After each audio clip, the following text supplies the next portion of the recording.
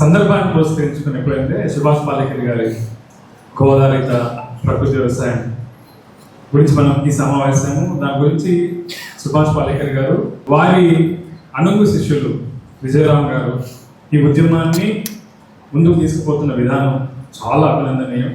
అయితే సుభాష్ పాలేకర్ గారు నాకు తెలిసి మీకు ఎవరికి తెలియస్తుండదు, 20 ఏళ్ల క్రితం ఆయన్ని కలిసే అవకాశం నాకు కలిగింది. ఇది అప్పుడు నేను ట్రిపుల్ సైంటిస్ట్గా ఉండేది. అప్పుడు మేము రైతులకి సలహాలు సూచనలు డిజిటల్ అగ్రికల్చర్ ప్రాజెక్ట్ చేసేవాళ్ళం, డిజిటల్గా పంపించేవాళ్ళం. అయితే మా డైరెక్టర్ రాజీవ్ సంగల్ గారు నన్ను అడిగినారు, మీరు ఎటువంటి సలహాలు ఇస్తున్నారు అంటే అవి ప్రాకృతికంగా ఉంటున్నాయా లేకపోతే రసాయనికంగా ఉంటున్నాయా అంటే అప్పుడు రసాయనిక వ్యవసాయమే కదా మేము చేస్తున్నది.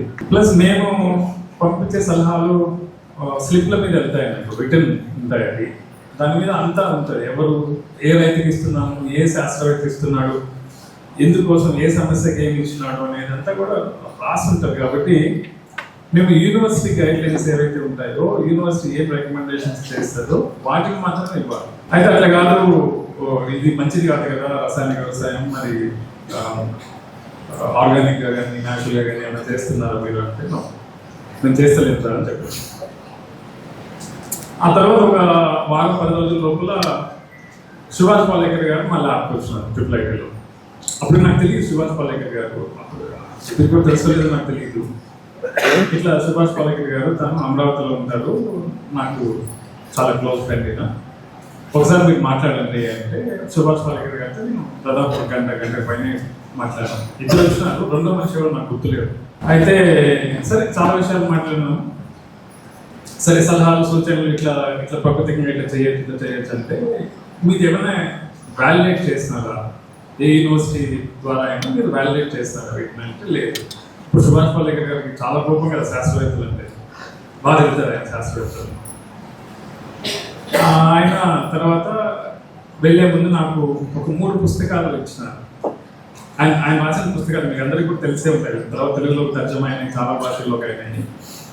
అది ఇంగ్లీష్లో రాసినది. నాకు అప్పుడు మరాఠీలో ఉంటే ఆయన 2 సెట్స్ ఉంటే మరాఠీలో నాకు రాదు, మరాఠీ రాదు, దాన్ని ఇంగ్లీష్లో ఉన్నవి ఇచ్చినారు. ఇప్పటికీ నా దగ్గర ఉన్నాయి ఆ పుస్తకాలు, నేను తర్వాత చదివినాను వాటిని. ఆ తర్వాత సంవత్సరం కూడా వచ్చినారు, 2006లో కూడా మళ్ళీ ఆకు వచ్చినారు, మళ్ళీ నేను డిస్కస్ చేస్తున్నాను. సో అట్లా మా ప్రస్థానం సుభాష్ పాలేకర్ గారితో నాకున్న అనుబంధం అనేది. నాకు ఇంకా గోవాధారితంగా వ్యవసాయం గురించి అంటే ఆవుతో నాకున్న అనుబంధం చెప్పాలి. నేను ఒక చిన్న వ్యవసాయ కుటుంబం, మాది అమ్మ నాన్న, మేము ఒక 4 ఎకరాల పొలం, 6 ఎకరాల చదువు కమ్మేస్తున్నాం, 2 ఎకరాల పొలం ఇప్పటికీ ఉంది. ఆ తర్వాత ఒక 10 ఎకరాల పొలం కొనుక్కున్నాను నేను సంపాదనలోకి వచ్చిన తర్వాత. ట్రిపుల్ ఐటీలో నేను ఈ వ్యవసాయం చేయాలి అంటే సుభాష్ పాలేకర్ గారు కూడా ఇంకొక మనిషి గురించి మీకు చెప్పాలి. ఆ టైంలో యావత్మాల్లో ఇంకొక మహానుభావుడు సుభాష్ శర్మ గారు అని. ఆ టైంలో 20 ఏళ్ల క్రితం మా డైరెక్టర్ రాజీవ్ సంగల్ గారు ఇద్దరిని పరిచయం చేస్తారు. సుభాష్ పాలేకర్ గారిని పరిచయం చేస్తున్నారు, సుభాష్ శర్మ గారిని పరిచయం చేస్తున్నారు. ఇద్దరు చాలా గొప్ప మనిషి. అయితే ఆవు నాకు ట్రిపుల్ ఐటీలో ఆవు పెట్టుకోవాలి. ఫార్చునేట్లీ నాకు ఫైనాన్షియల్ డిస్ట్రిక్ట్ అని ట్రిపుల్ ఐటీ హైదరాబాద్ ఎక్కడ ఉంటుందంటే హార్ట్ ఆఫ్ ది ఫైనాన్షియల్ డిస్ట్రిక్ట్లో ఉంటుంది. అక్కడ ఆన్ పెట్టుకోవడం అంటే అంటే ఒక విచిత్రం, జనాలకే విచిత్రం. నాకు మా డైరెక్టర్ చాలా పాజిటివ్గా ఉండే, నాకు పర్మిషన్ ఇచ్చినాను, నాకు ఏం కావాలి అరేంజ్ చేస్తున్నాను. నాకు ఆవులు కావాలంటే ఆవులు తీసుకొచ్చినాము. దేశీయ ఆవు కావాలి అంటే ఒంగోలు బ్రీడ్ ఉంటుంది, ఒంగోలు బ్రీడ్ తీసుకొచ్చుకున్నాను నేను. ఆ ఆవు ఎంత తేజ్ ఉండేదంటే ముందుకు పోతే పొడుస్తుంది, వెనక పోతే తంతుంది. అయితే ఆయన ఏమంటాడు, దాన్ని బాగా దువ్వు అంటాడు. దువ్వినాడు మంచిగా, దువ్వినంత సేపు ఉంచుకుంటుంది, మళ్ళీ చేయి పెడతాడు. అయితే అట్లా కాదు, ఇంకా బాగా దువ్వు అని చెప్పి ఆయన నాకు బ్రష్లు తెచ్చిస్తున్నాడు. ఆ బ్రష్లు పెట్టి తోమి బాగుంది, బాగా సంకలం వస్తుంది మంచిగా తోమేటప్పుడు మాత్రం. మళ్ళీ చెయ్యి పెట్టినామంటే పిట్టదు అంటారు. నాన్న అంటే ఏంటరా ఇది అంటే ఆయన ఏమన్నాడు, సార్ కష్టంగా ఉందంటే ఆయన ఒకటి అన్నాడు, శ్యామ్ నీకేదో ఆవుని బాగా ఆదరించాలని నీకు ఉంది, కానీ నీకు గయ్యాలి పిల్లలు దొరికినట్టు తయారైంది, అది నువ్వు దాన్ని ఎంజాయ్ చేస్తలేవు. సరే ఆయన చాలా ఆవులు ఉన్నాయి, వాళ్ళు పెద్ద మంది ఉంది, ఆవుల మంది ఉంది, ఇప్పటికీ వెంగనగూడెంలో ఉంది. అక్కడికి ఆయనకి కొండాపూర్లో కూడా గోశాల ఉంది. సరే ఈ ఆవు నాకు ఇచ్చేసి నీకు కావాల్సిన ఆవు, నీకు నచ్చిన ఆవును తీసుకున్న దగ్గరికి వెళ్ళని చెప్పాను. నేను పోయినా. అయితే నేను ఒక గిరిరావుని తీసుకున్నాను. ఆ గిరిరావు వచ్చింది, సరే మంచిగా ఉంది. దాని తర్వాత దాని బిడ్డ నా దగ్గర ఉండే, ఏదైతే నేను పంపించేస్తానో దాని బిడ్డ నా దగ్గర ఉంది. అది మా ఇంట్లోనే పుట్టింది కాబట్టి అది మాకు బాగా అలవాటు అయింది. మనిషి ఒత్తిడికి ఎందుకు గురవుతున్నాడు అనేది మన సమాజంలో మనకి ఈ మధ్య జనరేషన్లో దాదాపు ఒక 20-30 ఏళ్ళు తీసుకొని ఒత్తిడి పెరుగుతుంది. ఎందుకంటే మానవ సంబంధాలు సరిగా లేవు. మానవ సంబంధాలు సరిగా లేవు అంటే ఎందుకంటే మన టైం మొత్తం మనుషుల మీదనే ఇన్వెస్ట్ చేస్తున్నాం. ఈ మనుషులు ఏమవుతారంటే వీళ్ళ ఆలోచనలు మారుతుంటాయి, వాళ్ళ అవగాహన మారుతుంది, వాళ్ళ బిహేవియర్ కూడా రివర్స్ అవుతుంది. మనం ఒక 99 సహాయాలు చేసి ఒక్క సహాయం మనం చేయకపోతే మిత్రులు శత్రువులు అయిపోతారు. ఒక బంధువుల సంగతి అయితే వేరే చెప్పాల్సిన పర్లేదు. సో అయితే మనుషుల మీద మనం ఎమోషనల్ గా ఆధారపడడం అనేది దీనికి ఒక కారణమేమో అని నాకు అనిపించింది. అప్పటి నుంచి నేను ఎక్కువ సమయం పశువులతో, కోళ్ళతో, కుక్కలతో ప్రకృతిలో గడపడం మొదలుపెట్టినాను. సో అది నాకు చాలా వర్త్ అనిపించింది. నాకు అప్పటి నుంచి పెద్దగా స్ట్రెస్ ఏం లేదు. ఎప్పుడు 2010లోనో 9లోనో స్టార్ట్ చేసిన ఒక ఆవు కోసం. ఇప్పుడు నా దగ్గర 30 ఆవులు ఉన్నాయి. దాంట్లో 7 ఆవులు కొంతమంది రైతులకు ఇచ్చినాం. ఒక షాతీతో మొదలు పెట్టినది నాకు 5 ఏళ్ళలో 17 షాతీలు అయినాయి. ఆ 17 షాతీల్ని ఎట్లా మెయింటైన్ చేయాలి నేను సిటీలో, వాడల సిటీలో అని చెప్పి నేను ఏం చేసిన అంటే పొలం కొన్నాం వాటి కోసం గద్వాలు. అప్పుడు చాలా కరువు, 14-15 పదాల్లో చాలా కరువు టైం అది. అందుకని కృష్ణా రివర్ దగ్గరికి పోయి ఒక 12 ఎకరాలు, గోదావరి రివర్ దగ్గర ఒక 13 ఎకరాలు ఉన్నాయి ఆవుల కోసం. ఈ ఆవులని ఏవైతే అంటే పాలిచ్చే ఉంటాయి అవి ఉంచుకొని మిగిలిన ఆవులు అక్కడికి పంపించేవాడు అన్నట్టు. మళ్ళీ అవి చూడుకురాగానే ఇట్లా రొటేట్ చేసేది. అయితే నేను యాదృష్టికంగా ఆవుల కోసం చేసినా కూడా నేను ఏ పొలం అయితే ఆవుల కోసం కొన్నాను అప్పుడు నేను కొన్నది ఒక 50-60 లక్షలు పెట్టుంటాను. ఇప్పుడు 6-7 కోట్ల రూపాయలు. చాలా మంది మాట విజయరామ్ గారు ఒకటి వెంట్రుకల సమస్య గురించి చెప్పినారు, వెంట్రుకలు రాలిపోతున్నాయని.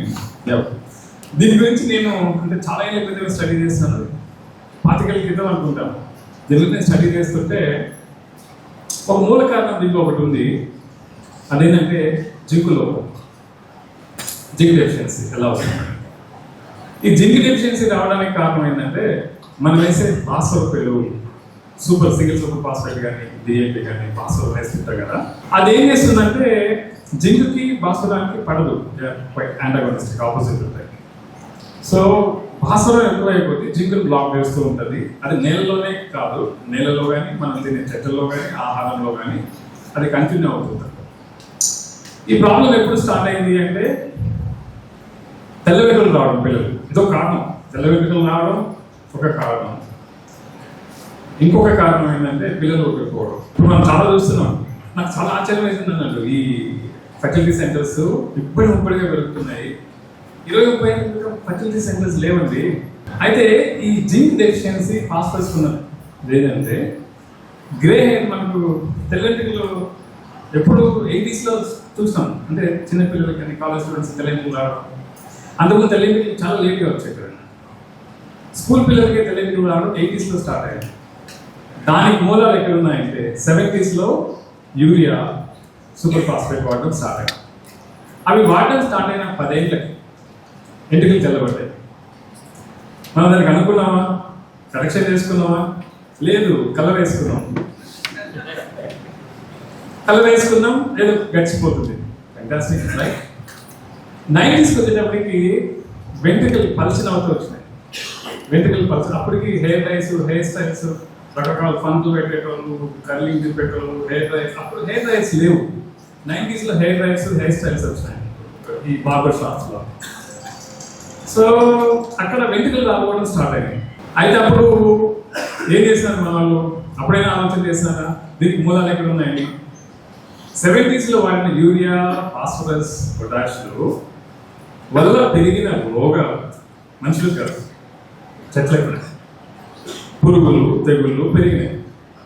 వాటిని నివారించడానికి 80లలో వచ్చిన పురుగు మందులు.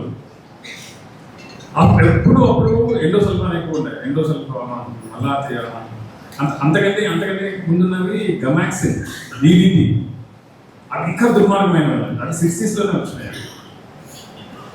దాని తర్వాత వచ్చినవి ఆర్గానో ఫాస్ఫేట్స్ అన్ని కూడా. ఇది మోనోక్రోటోఫాస్, ఎండోసల్ఫాన్ అంతే ఉంది, మోనోక్రోటోఫాస్, ఫినాల్ఫాస్, ఈ మందులన్నీ వచ్చినాయి. ఈ మందులన్నీ ఎప్పుడైతే పడ్డాయో మన ఆహారంలో వెంట్రుకలు రాలిపోవడం మొదలైనాయి. వెంట్రుకలు రాలిపోవడానికి కారణం ఏంటి తెలుసా? బాడీలో టాక్సిన్స్ పెరగడం. విషం ఏదైతే పెరుగుతుందో మీకు వెంట్రుకలు ఎక్కువ రాలుతున్నాయి అంటే మీ body is becoming more toxic. విషం అవుతుంది, ఏం చేయాలి అంటే డీటాక్స్ చేయాలి, బాడీ డీటాక్స్ చేయాలి, చెత్త తినకూడదు. అప్పుడు మనం ఏం చేస్తున్నాము, వెంట్రుకలు కాకపోతే హెయిర్ ట్రాన్స్ప్లాంట్ చేసుకుంటున్నాం. హెయిర్ ట్రాన్స్ప్లాంట్ చేసుకున్న తర్వాత మళ్ళీ కొంచెం ముందుకు పోయింది ప్రపంచం. 2000 వచ్చేటప్పటికి ట్రాన్స్ప్లాంట్లు నిలవట్లేదు, ఏం చేసినా మిగులు పెట్టుకుంటున్నాం. సో కరెక్షన్ చేయాల్సిన ప్రతి చోట కవర్ చేసుకుంటూ వస్తున్నాం. ప్రకృతి పరంగా పండించిన ఆహారం తినాలి. ఇప్పుడు చాలా మంది ఇప్పుడు మన భారతదేశానికి స్వాతంత్రం వచ్చినప్పుడు దేశం చాలా పెద్దది అండ్ బయట నుంచి మనం దిగుమతి చేసుకున్న గోధుమలతోనే కడుపు నింపుకునేవాళ్ళం. చాలా డబ్బులు సంపాదించి ఏమవుతున్నాం మనం, ధనవంతులం అవుతున్నామా? కాదు, దరిద్రం అవుతుంది. ఇప్పుడు ఒక దేశం పేద దేశంగా ఉంటే పర్వాలేదు, కానీ సిక్ అయిపోయింది అనుకో దేశం, nation may be poor but cannot be sick. రోగం వచ్చిందంటే అది దరిద్రం. చాలా డబ్బు సంపాదించినాం, స్వీట్స్ తినలేము, మనకు నచ్చినవి తినలేము. మరి డబ్బు ఉన్నాయి కదా, అది పేదరికమా దరిద్రమా? లేక తినలేకపోతే పేదరికం, ఉండి తినలేకపోతే దరిద్రం. సో కాబట్టి మనం బాగా అభివృద్ధి చెంది డబ్బు సంపాదించి దరిద్రం అవుతున్నాం. అది మనం ఆలోచన చేసుకోవాల్సిన విషయం. నేను అంటే పొద్దున్నేసే సాయంత్రం దాకా వ్యవసాయం చేస్తానంటే ఒక రైతు ప్రయాణం ఎక్కడ మొదలవుతుంది తెలుసా? మట్టిలో. ఎక్కడ అంతమవుతుంది తెలుసా? మట్టిలో. నేను అభిలషించేది నా ప్రయాణం మట్టి నుంచి మట్టి దాకా. మట్టి తప్ప ఏం ఉండదు మా జీవితాలు. అట్లాంటి చాలా మంది వ్యవసాయం లాభ నష్టాల గురించి మాట్లాడుతుంటారు. అంటే తప్పండి, లాభ నష్టాల గురించి వ్యవసాయం మాట్లాడదు. నేను ఎందుకు వ్యవసాయం చేస్తున్నాను అంటే డబ్బు సంపాదించడానికి అంటే కాదు. మన లైవ్లీహుడ్ అయింది బేసిక్గా. వ్యవసాయం అనేది ఒక జీవన విధానం. అది లైవ్లీహుడ్ అయింది కొంతమందికి, సరే కాదలేదు, కానీ వ్యాపారం మాత్రం కాదండి. వ్యవసాయానికి వ్యాపారానికి అసలు సంబంధమే లేదు. ఒకటేమో పొట్ట నింపేది, ఇంకోటేమో జోబు నింపేది. ఇక్కడ మోసం ఉందండి, ఇక్కడ చాలా మోసం ఉందండి, ఇక్కడ లేదు. కాబట్టి వ్యవసాయం చేయాలని వాళ్ళు ఫస్ట్ ఆలోచన చేసేదంటే, నేను నా ఆలోచన ఎక్కడ మారిందో నేను చెప్తాను. వ్యవసాయం ఎట్లా చేయాలా, ఎందుకు చేయాలనే క్వశ్చన్ నాకు ఉండేది. నేను అంటే ట్రిపుల్ కోర్సెస్ అప్లై చేసి నాకు ఒక సెమిస్టర్కి 50 మంది స్టూడెంట్స్ ఉండేవాళ్ళు. ఈ 50 మందితో ప్రతి సంవత్సరం ఒక కాన్సెప్ట్ తీసుకునేవాడిని. అంటే నాకు బేసికలీ నేను కెమికల్ అగ్రికల్చర్లో ట్రైన్ అయినాను కదా.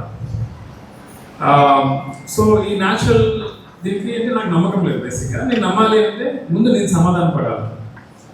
సో అట్లా చాలా సిస్టమ్స్ నేను స్టార్ట్ చేసిన సుభాష్ పాలేకర్ గారి జీవామృతంలో స్టార్ట్ చేసినాను. ఒక సంవత్సరం మొత్తం సుభాష్ పాలేకర్ గారి సిస్టమ్స్ అయ్యి, ఒక సంవత్సరం మొత్తం పర్మాకల్చర్ బిల్ మౌల్సన్, డేవిడ్ హోమ్గ్రెన్, ఒక సంవత్సరం అంతా అవే చేసినాను. ఒక సంవత్సరం అంతా చౌహాన్కి మెథడ్స్, సౌత్ కొరియన్ మెథడ్స్. ఒక సంవత్సరం బయోడైనమిక్స్, రొడాల్ఫ్ స్టీనర్. ఒక సంవత్సరం అట్లా అట్లా అట్లా ప్రతి సంవత్సరం చేసుకుంటూ వెళ్ళాను అన్నట్టు. అందులో ఒక్కసారి నేను ఫుకువోకా, మసనోకు Fukuoka, how many of you know Fukuoka గారిది గడ్డి పరగత విప్లవం, వన్ స్టార్ రెవల్యూషన్ పుస్తకం, చిన్న పుస్తకం అది. ఆ పుస్తకం చదివాను, ఒక రోజు కంప్లీట్ చేయొచ్చు. మీరు చదవండి, ఎవరికైనా అక్కడ తగులుతుందేమో.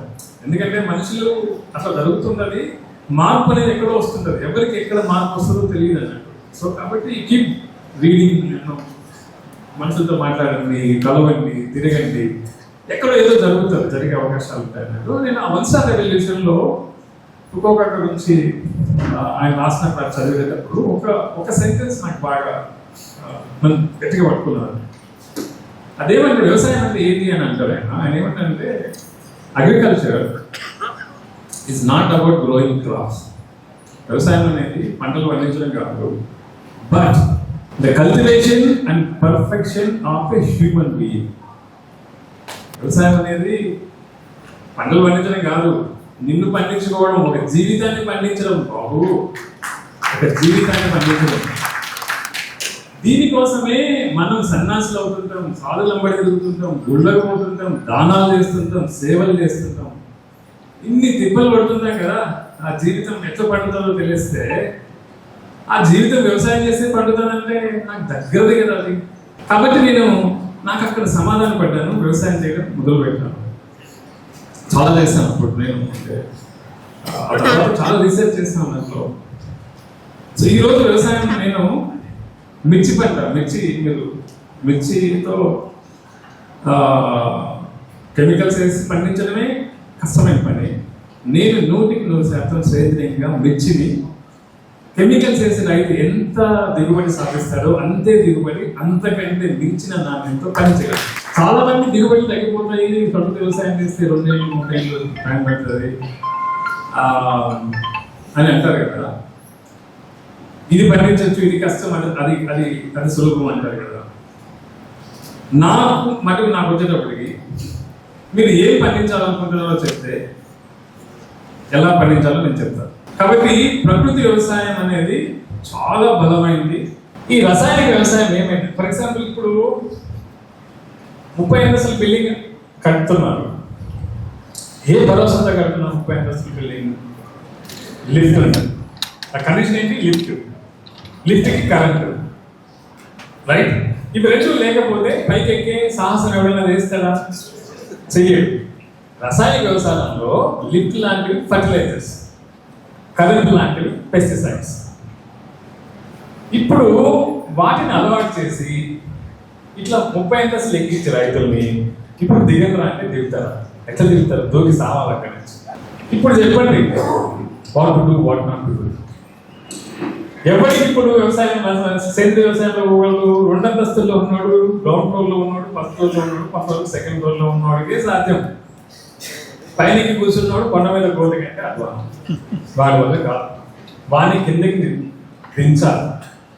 రాత్రి దించుతారా? దిగడు, వాడు దూకితే సస్తాడు. ఇప్పుడు చాలా మంది రైతు దగ్గర కొనాలి. నేను నల్గొండలో బత్తాయి తోటల గురించి చెప్తాను. బత్తాయి ఇప్పుడు చాలా మంది సంక్షేమ హాస్టల్లో కానీ రోజుకు గుడ్డు తినండి, మీరు చాలా ఆరోగ్యంగా ఉంటారు, ఆనందంగా ఉంటారు అని చెప్తుంటారు కదా. మరి బత్తాయి తిరిగినారు చాలాసార్లు చెప్తాను, మీకు బత్తాయి కదా చెప్తా. బత్తాయి మనం గొర్రె సంఖ్యలో పెట్టుకుని ఊరంతా తింటుంటాం. సో బత్తాయి ఒక స్టోరీ. నాకు దాదాపు ఒక 20 ఏళ్ళ క్రితం ట్రైన్ ట్రావెల్ చేసేవాళ్ళను. నాకు థ్రోట్ ఇన్ఫెక్షన్ స్టార్ట్ అయ్యేది. అప్పుడు మా ప్రాజెక్ట్ వరంగల్ ఖమ్మం పోయేటప్పుడు వస్తున్నాయి. థ్రోట్ ఇన్ఫెక్షన్ స్టార్ట్ అయినప్పుడు ఫస్ట్ కొంచెం కిచకిచ్ అంటారు కదా గొంతు, తర్వాత ముక్కులో వచ్చి వేడిగా గాలి వస్తుంటుంది, డ్రై అయిపోతుంటుంది, తర్వాత కాస్త దగ్గు అట్లా ఉంటుంది అన్నట్టు. అయితే నేను మెడిసిన్స్ వేసుకోను, యాంటీబయాటిక్స్ వాడాలంటే. అయితే ఒక వారం 10 రోజులు నాకు ఆ సమస్య ఉండేది, తర్వాత మళ్ళీ తగ్గిపోయేది. చాలా జరుగుతూ ఉండేది. తర్వాత నేను 2009-10లో బత్తాయి తోటలు చూడడం మొదలుపెట్టాను. బత్తాయి తోటలు పోయినప్పుడల్లా నాకు ఆ బత్తాయి తోట కాయలు కొని తెచ్చుకునేవాడిని, అక్కడ తోటల్లో తినేవాడిని. ఆ తర్వాత నాకు ఆ థ్రోట్ ఇన్ఫెక్షన్ ప్రాబ్లం లేదు. సేమ్ ట్రావెల్ చేస్తున్నా కూడా 4-5 ఏళ్ళ తర్వాత నాకు ఈ మధ్య ఎందుకు థ్రోట్ ఇన్ఫెక్షన్ రావట్లేదే అని డౌట్ వచ్చింది. ఏం చేద్దాం అంటే బత్తాయి. సో అట్లా ఒక 2-3 ఏళ్ళ నుంచి బత్తాయికాయలకి దూరం అయింది. ఎందుకంటే నేను మార్కెట్లో కొన్నాను. మార్కెట్లో కొంటే అవి నక్కి, నలిగి, ముక్కి, మూలిగి, నాశనం చేసి వస్తాయి. వాటి వల్ల లాభం కంటే నష్టమే ఎక్కువ. అందుకని ఎవరైనా సరే డైరెక్ట్గా రైతు దగ్గర నుంచి పొలంలోంచి తీసుకుపోయి ఇంట్లో పెట్టుకొని ఆడ తింటేనే దానికి సంబంధించిన మీకు బెనిఫిట్ తగ్గుతుంది. మార్కెట్కి పోయిందంటే మాత్రం రాంగ్. రాసి పెట్టుకోండి, క్వశ్చన్ వేస్ట్. మార్కెట్లో పోయి కొనుక్కొని తింటాం, కూరగాయలు కానీ పండ్లు కానీ పరమత్ దండగా కొనుక్కుంటే రైతు దగ్గర కొనుక్కోవాలి. ఎందుకంటే చెప్తాను, నేను పుచ్చకాయలు పండిస్తాను. ఏవి? కర్బూజ్. ఎన్నో ఉంటాయి తెలుసు నాకు, నెలకి పైన ఉంటాయి, నెలన్నర పైన ఉంటాయి. ఏం మారు, టేస్ట్ మారు, ఏం మారు. దానిమ్మకాయలు మీరు కొన్న తర్వాత ఇంట్లో పెడితే ఎన్ని రోజులు నాకు బాగుంటాయంటే ఎక్కువ, 1, 2, 3 అవి లీక్ అయిపోతూ ఉంటాయండి. నా దానిమ్మ చెట్టు నేను చెట్లోకి తీసుకొచ్చి పెట్టుకుంటే 50 రోజులు నేరుగా చెట్టు నుంచి కోసుకొచ్చి ఇంట్లో పెట్టుకుంటే ఆ పండు ఎండుతుంది. మార్కెట్లో కొనుక్కొచ్చి ఇంట్లో పెట్టుకుంటే అది కుళ్ళిపోతుంది. అది సేంద్రియమా లేకపోతే రసాయనం అనేది పక్కన పెట్టేస్తే రైతు దగ్గర తీసుకోవాలన్నా మార్కెట్లో తీసుకోవాలన్న క్వశ్చన్లో 100% రైతు దగ్గర కొంటేనే మనకు మంచిదన్న. సో తర్వాత బత్తాయి వస్తా మళ్ళీ వెనక్కి. నాకు 2 ఏళ్ళ నుంచి బత్తాయి నేను దూరమైన తినలేదు బత్తాయి. చాలా ఏళ్ళ తర్వాత నాకు 3 నెలల క్రితం థ్రోట్ ఇన్ఫెక్షన్ వచ్చింది. 2 రోజులు అయింది, ఇన్ఫెక్షన్ ఎక్కువ అవుతుంది, కొంచెం సఫర్ అవుతున్నా. నేను ఫార్చునేట్లీ గద్వాలకి వెళ్ళింది అప్పుడు. సో అక్కడ ఒక రైతు సురేందర్ రెడ్డి అని ఒక రైతు ఉంటే అన్న నాకు ఒక బస్తా బత్తాయిలు ఇచ్చిన. నాకు మళ్ళీ అది గుర్తొచ్చింది. బత్తాయి కాయలు ఓపెన్ చేయడం తిన్నా, పొద్దున్న కల్లా తగ్గిపోయింది. ఇది ఇప్పుడు చెప్పింది కదండి, 70-80 ఏళ్ళ క్రితం ఒక నోబెల్ బహుమతి గ్రహీత వాజ్ ఎ మెడికల్ డాక్టర్. ఆయన చెప్పినట్టు ప్రపంచంలో సగం రోగాలు విటమిన్ సి ఇస్తే తగ్గిపోతాయి. ఆ వైటమిన్ సి ఉన్నది మన బత్తాయి చెప్పారు కదా, బత్తాయి కాయలు కదా. ఇప్పుడు గుడ్లకు బదులు బత్తాయి ఇప్పుడు 5 రూపాయలు రేట్ ఇస్తే రైతులు మహా ఆనందం అండి. 200 గ్రాములు ఉన్న కాయ 5 కాయలు 6 కాయలు బత్తాయి కాయలు కిలో అంతే. 25 రూపాయలు రేటు రైతుకి ఇస్తే రైతు చాలా హ్యాపీగా ఉంటాడు. కాయ మనకి ఎంత పడుతుంది? 4 రూపాయల నుంచి 5 రూపాయలు పడుతుంది. గుడ్డు కూడా అంతే కదండి, 6 రూపాయలు 7 రూపాయలు గుడ్డుంది. సో ఒకరోజు గుడ్డు ఇస్తే ఇంకో రోజు బత్తాయి ఇస్తే ఏమవుతుంది? అట్లా చాలా అంటే ఈ నేచురల్ ఫార్మింగ్ లో కానీ అంటే ఇంకొక విషయం రంజరెడ్డి గారు చెప్పింది గ్లైఫోసైడ్ గురించి. ఆటిజం మన విజయరామ్ గారు ఆటిజం పిల్లల గురించి చెప్పినారు కదా. ఆటిజం కానీ ఆల్జిమస్ కానీ and then autoimmune response. ఇక్కడ ఎవరికైనా ఆటో ఇమ్యూన్ రెస్పాన్స్ ఉన్న వాళ్ళు ఉన్నారా? ఆటో ఇమ్యూన్ డిసీజెస్ ఉన్న వాళ్ళు ఈ మధ్య చాలా ఎక్కువ అవుతుంది. Cancers, gastric problems and then kidney dialysis పోతున్న పేషెంట్స్ ఎక్కువ అవుతున్నారు. ఫెర్టిలిటీ ఇష్యూస్ ఉన్న వాళ్ళు ఉన్నారు. వీటన్నిటికీ మూలాలు ఎక్కడ ఉన్నాయంటే నాకు తెలిసే వ్యవసాయంలోనే ఉన్నాయి. దాంట్లో గ్లైఫోసైట్ ఒకటి. గ్లైఫోసైట్ అనేది ఒక గడ్డి మందు. చాలా మంది రైతులు ఏమంటారంటే ఫోన్ చేసినప్పుడు మా చెట్లు చచ్చిపోతున్నాయి సార్, చెట్లు చచ్చిపోవట్లేదండి, చంపేస్తున్నాం. ఆ మాట అన్నారు. నేను నిర్దోషిని, అవి చచ్చిపోతున్నాయి, నాకేం సంబంధం లేదు. నల్గొండ జిల్లాలోనే కాదు ఎక్కడైనా కూడా బత్తాయి చెట్లు చచ్చిపోవట్లేదు, చంపేస్తున్నాం. అందులో ముఖ్యమైనది ఈ గడ్డి మందు.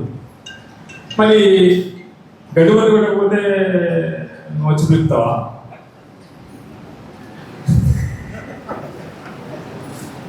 ఈ కొంతమంది సర్కాస్టిక్గా వెతకాలం బాగా. నీకేం తెలుసు గడ్డి గురించి? అసలు గాలి నీకే రాకపోలేదు. అట్లని చంపేస్తాము చెట్లను. చెట్లను పెంచడం ఎందుకు? గడ్డి మందు గురించి చంపడం ఎందుకు? ఆ గడ్డి మందుతో చాలా సమస్యలు ఉన్నాయని దాదాపు 10-12 సంవత్సరాల క్రితం అనుకుంటా MIT యుఎస్లో ఉండే 2 శాస్త్రవేత్తలు MITలో దాని గురించి ఒక పేపర్ పబ్లిష్ చేస్తే ఈ గ్లైఫోసైట్ ఎంత విచిత్రమైంది అంటే ఆ కంపెనీ వాళ్ళు ఏం చేస్తారంటే దాన్ని ఇట్లా గ్లాసులో పోసుకొని తాగుతారు.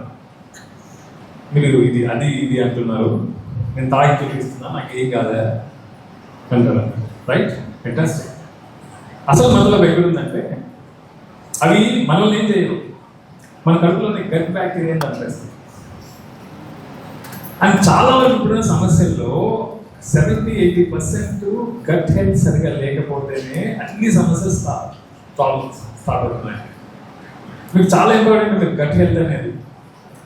నాకు ఉండే గ్యాస్ట్రిక్ ప్రాబ్లం ఉండే, అసిడిటీ ఉండే, రిఫ్లెక్స్ అసిడిటీ, చాలా ప్రాబ్లం ఉండే. ఎందుకంటే నేను ఎక్కువ బయట తింటుండేవాడిని. దాన్ని ఎట్లా సాల్వ్ చేస్తాను తెలుసా అండి? సార్ నా గట్ ఎంత ప్రశాంతంగా తెలుసా నా పొట్ట. ఎందుకు తెలుసా? నేను పొద్దున ఏం తిన్నా? సద్దన్నం, అది కూడా ఉప్పుడు బియ్యం అని. చాలా మంది ఇప్పుడు మనం ప్రభుత్వ వ్యవసాయంలో మీరు బియ్యం పంపిస్తే 3 వారాల కంటే పురుగు పడతారు. మా ఇంట్లో మొత్తం పురుగే అండి. ధనియాల్లో పురుగులు, కందుల్లో పురుగులు, ఏడు పెట్టిన పురుగులు ఎంత పురుగులు వేస్తున్నాను. అది సాక్ష్యం. మా దాంట్లో కెమికల్స్ లేవు. అయితే ఈ బియ్యం కంటే కూడా ఉప్పుడు బియ్యంలో పురుగు పడుతుందండి. ప్లస్ ఇంకోటి ఏంటంటే దాంట్లో విటమిన్ B12 ఉంటుంది దాంట్లో బాగా. మనం తినం కానీ మనం బాగా సోపులు పడతాం ఇక్కడ. తమిళనాడు కేరళ అంతా ఇప్పుడు బియ్యమే తింటారండి. అండ్ వాళ్ళ పూట ఇప్పుడు బియ్యం తింటారు. ఎక్కువ వాళ్ళు టిఫిన్స్ తింటారు. సాయంత్రం పొద్దున టిఫిన్స్ ఎందుకు తింటారంటే ఇప్పుడు బియ్యం 3 పూటలు తినే కష్టం. అందుకని వాళ్ళు ఇడ్లీ దోశ అవి ఏమి కలుపుకున్నారు, తింటున్నారు మంచిగా. మనమేమో సూపర్ ఫైన్ పెట్టి సాధారణంగా డయాబెటీస్ గురించి మాట్లాడారు. పల్లెల్లో డయాబెటీస్ ఏంటంటే నా బాగుంటుంది. ఇంతకుముందు చెప్పాను కదా, పేదోళ్ళకి ఉండేది వాళ్ళని ఆరోగ్యం. పేదోళ్ళు మాత్రం వాడు అనారోగ్యం పాలైతే మాత్రం అదే దరిద్రం. ఇప్పుడు చాలా మంది ఏంటంటే బరువులు వచ్చేస్తున్నాయి. వాడు ఇప్పుడు రైస్ తింటే బేసిక్ ఏంటంటే ఈ విజువల్ ఫ్యాట్ పెరిగిపోతుంది, కడుపు పెరుగుతుంది. కడుపు ముందుకు వస్తే ఏమవుతుంది చెప్పాలా? బ్యాక్ పెయిన్ వస్తుంది. బ్యాక్ పెయిన్ ఎందుకు వస్తుంది అంటే బాడీ యాక్సిస్ చేంజ్ అవుతుంది. స్ట్రైట్గా ఉన్న యాక్సిస్ స్ట్రైట్గా ఉంటుంది కదా, ఈ పొట్ట ముందుకి నడ్డి వెనక్కి పోయిందంటే ఏమవుతుంది? బెండ్ అవుతుంది. బెండ్ అయినప్పుడు ప్రెషర్ పడుతుంది కదా, యాక్సిస్ పోతుంది కదా. సో కాబట్టి వీళ్ళు డయాబెటిక్, బీపీ పెద్ద ప్రాబ్లం. సో నేను కూడా వ్యక్తిని అండి. నాకు 15-16 ఏళ్ళ క్రితం నా ఫ్రెండ్ ఒక డాక్టర్ ఉండే తిరుపతిలో. అందరికీ ఏదో కలవడానికి పోయినా వేరే పని మీద ఏదో సర్టిఫికేట్ కోసం పోతే నాకు చెక్ చేసినాను బీపీ. అప్పుడు 129 సంథింగ్ ఉండేది. నువ్వు బోర్డర్కి వచ్చినావు, టాబ్లెట్స్ వాడాల్సి ఉంటుంది ఏమో దగ్గర అంటే ఎన్ని రోజులు వాడాలి, వాడుతూనే ఉండాలంట. ఈ బీపీ షుగర్లు విచిత్రమైనది ఏంటంటే కెమికల్ ఫర్టిలైజర్స్ లాగానే. If you start using them you should continue to use them. మొదలు పెడితే కంటిన్యూ చేయాలి. కెమికల్ ఫర్టిలైజర్స్ అంటే, పెస్టిసైడ్స్ అంటే, బీపీ షుగర్లు అంటే. అయితే నేను అడిగినా, సార్ నాకు కొంచెం టైం ఏంటి అని. తర్వాత నాకేం పెద్ద ప్రాబ్లం అనిపించలేదు. తర్వాత ఏం చేసినారు, దీన్ని పెంచినారు. 120/80 ఉన్నదాన్ని 130 140 కూడా చేస్తున్నారు ఇప్పుడు. సో వీళ్ళు విచిత్రంగా ఏం చేస్తారంటే రాత్రే కొన్ని కోట్ల మందిని రోగులు చేస్తారు, రాత్రే కొన్ని కోట్ల మందిని రిలీజ్ చేస్తారు. ఇవన్నీ లైఫ్ స్టైల్ ప్రాబ్లమ్స్. మనం అంటే బీపీ షుగర్ అంటే పెద్ద రోగాలుగా తీసుకోకుండా యాక్టివిటీ అంటే వ్యవసాయం చేస్తే ఇవన్నీ పోతాయి కదండి ప్రకృతిలో బట్టి. అంతకంటే కావాల్సింది ఏమంటే నాకు ఒకటే అంచనా, ఎవరైతే మట్టితో ఉంటారో, ఎవరైతే ఆవులతో ఉంటారో వాళ్ళందరూ మంచివాళ్ళేనండి. కాబట్టి మీరు చేస్తున్న ఈ మంచి పనిని నిస్వార్థంగా, నిర్మలంగా, నిర్విరామంగా కొనసాగించండి. మీకు అందరికీ శుభం కలుగుతుంది, విజయం కలుగుతుంది.